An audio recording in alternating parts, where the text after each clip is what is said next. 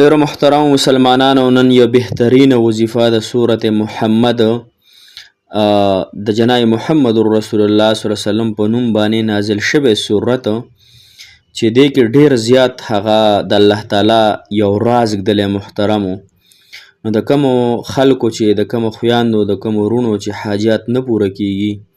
داسې حاجت وي چې ډېرې وجړل، ډېرې دعاګانې غوښتلې، ډېرې تهجد یې وکړه، منځونه نوافل یې وکړه،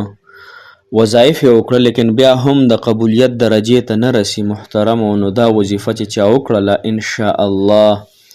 کو الله تعالی وغوښتل نو د حاجات او د حاجت په قبولیت درجې ته الله جل شانه ورسوي، او په داسې کاملې طریقې سره چې دا انسان به خوشحاله وي، ته به الله تعالی راحت سکون ورکي، ته به په خپله پته ولګي چې واقعي الله تعالی په ما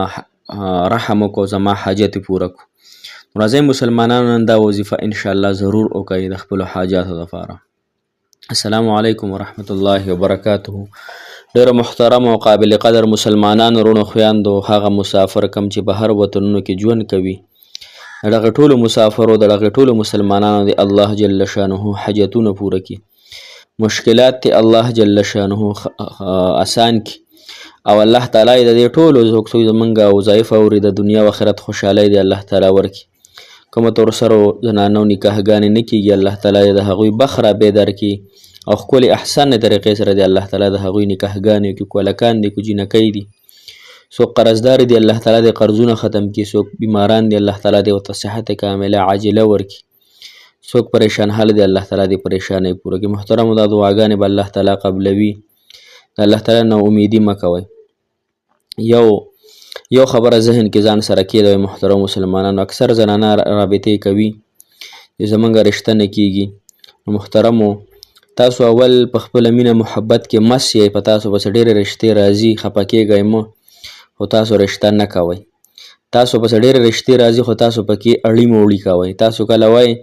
دا بدرنګه دی، کله پلار دې نه خوښوي، کله د مور نه خوښوي، کله په خپله نه خوښوي، نو په دې باندې الله جل شانه خفه کېږي، ځکه چې تا بس یو رشته الله تعالی راوستله، نو ته هغې کې خوښې ناخوښې مه کوه. اوس یو انسان دی نشور کوي، نشې کوي وغیره، یا لوفر دی، یا داسې بل قسم د الله تعالی نافرمانی پکې موجود ده، نو په دې وجه باندې هغه رد کولی شي، یعنې هغه سره رشته مه کوه چې نافرمانی پکې د الله تعالی او د الله تعالی د رسول موجود ده. کو نه، د الله تعالی او د الله تعالی د رسول نافرمانی پکې نشته دی، نور ښه خلک دی، نیک خلک دی، نو ته د هغه سره رشته وکړه، یعنې بیا به ګوره تاسو پسې ډېر وخت په کور باندې ناستې رشتې به د پسې نه راځي ښه، او دا ټل خبره ده. محترم مسلمانانو، نن زموږ وظیفه د سورت محمد ده، دا په قد سمع الله سفاره کې دا الله جل شانه یو صورت نازل کړی، یو وړوکی مختصر صورت دی، 12 آیاته، غالبا چې یو پیره وې نو تقریبا 3-4 منټه پې لګي، 15 منټه. محترمو، دا صورت چې څوک د خپلو پریشانو دپاره راونیسي، د خپلو حاجاتو دپاره الله جل شانه به د حاجات پوره کړي،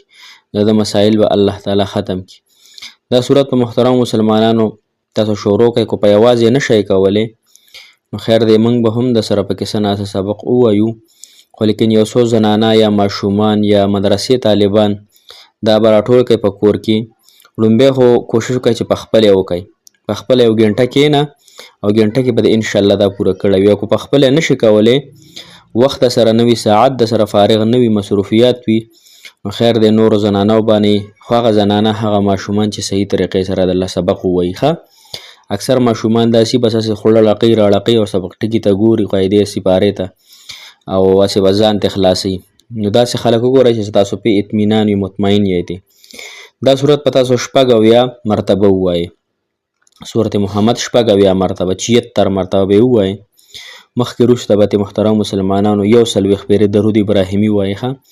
کو په جمع یې کوئ نو په ټولو به 140 پیرې درود ابراهیمي وي، هغوی باندې به یعنې تقسیم کړي، او که په خپل ځان لوي نو 140 پیرې درود ابراهیمي ووایه. صحیح شوه. بیا 80 مرتبه سورت محمد، دا صورت په طریقې اطمینان، سکون سره، چین سره ووایه، ښکلي انداز سره، او اخره کې بیا کو په یوازې وی نو په خپله درود ابراهیمي 140 پیرې ووایه، او که نه په جمع باندې وی نو ټولو خلکو باندې ورسره درود ابراهیمي ووایه. بیا د خپلې عجزۍ، د خپلې ګناهګارۍ، خپل الله تعالی ځان ته عاجز الله تعالی ته ځان عاجز جوړ کړي چې الله زه ګناهګار یم الله په ما رشتې بند دي زما کاروبار بند دی زما اولاد بند دی زما دا مسله ده زما دا مسله ده الله تعالی په دې خوشحاليږي چې الله تعالی ته خپلې مسلې وړاندې کړو بیا د الله تعالی نه دعا غواړو خپل ګناهونه وړاندې کړو الله تعالی ته جاړو الله تعالی په دې خوشحاليږي یو مخلوق وي چې هغه نه څه وغواړي نو مخلوق به ته یا تندی ترې وکړي یا به درته شا راوګرځوي یا به درنه مخ واړوي صحیح شوه خو لیکن الله تعالی داسې نه دی محترم الله تعالی شفیق دی الله تعالی مهربانه ذات دی هغه په خپل بنده په دعاګانو د خپل بنده په اطاعت باندې ډېر زیات خوشحالیږي او بنده نه الله تعالی ورکوي او تاسو په دې خبر خپل ځان پوهه کوئ چې بعضې داسې حاجات وي چې هغه نه پوره کېږي نو هغه د انسان پکې خیر نه وي نو هغې حاجت نه بیا مخ اړوه الله تعالی ته یې وړاندې کړه الله بس خیر مې پکې نشته دی کو خیر مې پکې وي که خیر مې پکې نه الله تعالی دې په بدله کې نعم البدل بل حاجت به ما پوره کړي بل نعمت راله راکړي مطلب یو رشته ده یو جنۍ د محبت کوي نو نه پوره کېږي هغه تا بلا کوي بار بار تا سره دغه کوي بد سلوک کوي نو واوړه تې که نه ولې نه پوهېږي په خبره باندې یا یو هلک ته جنۍ ورسره دا رنګې معامله کوي نو هغه د پوهه شي چې دې کار کې مې خیر نشته بله رشته ځان دپاره وګوري یا بل کاروبار دی نه روانېږي تاوانونه دي پکې نو بل روان کوي صحیح شو که نه یا داسې بل یو ویزه ده یا یو کاري ده نو هغې ته افلای کې نه کېږي نو بل یو سیس ته دغه وکړه نو محترمو دا د خیر معاملې دي ها کېدای شي دې کې خیر نه وي نو موږ ته